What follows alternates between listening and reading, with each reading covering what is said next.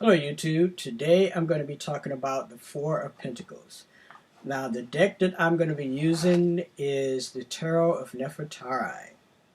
This is an absolutely beautiful deck. I will be doing a YouTube video on this deck in the near future, so look out for that. But for now, I'm going to be talking about the Four of Pentacles. Now this card is definitely different than the Rider-Waite Four of Pentacles. The Rider-Waite has, a certain symbology that's associated with the Four of Pentacles, and a certain way of reading that card. This is totally different, and they have a booklet that goes with this card that kind of gives you a brief outline of what this card represents. But in this video, I'm just going to tell you what the card says to me. When I get a tarot deck, I read the booklet that goes along with it, or the book, depending on which tarot deck I get. I go over the book or the booklet, and I read that, and I get that into my memory bank, and then I also use my intuition and ask the cards, what are you really about? What does the card say to you? And I think that is really, really important.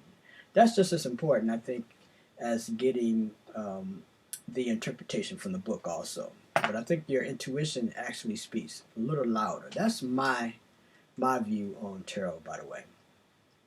Now, this deck here has 4 ankhs inside of 4 suns. The sun represents life. The sun represents regeneration and energy and growth.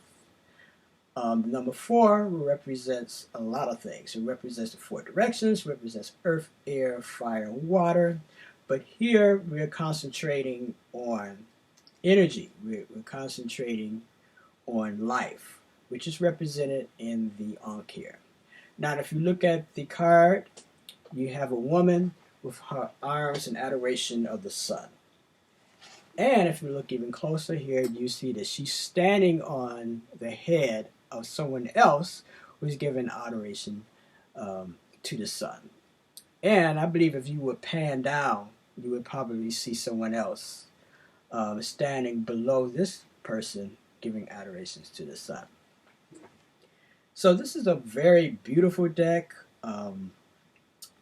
One of the things that I think that is prominent in this deck is it represents rejuvenation, it represents new beginnings, it represents putting energy into thought, it represents getting things done, it represents everything that is passionate about life endeavors, and that is my interpretation of this card.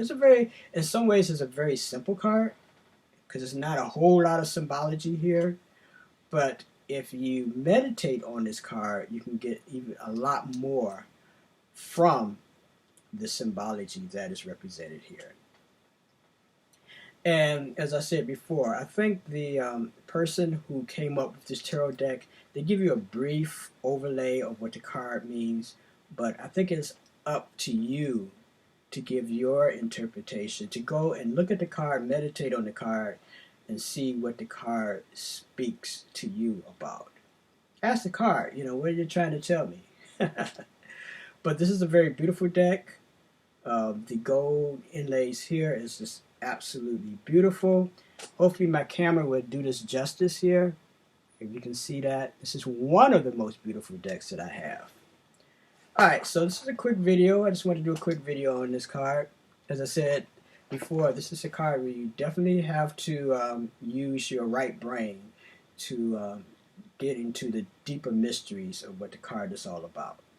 Alright, until next time, love is the law, and as always, peace.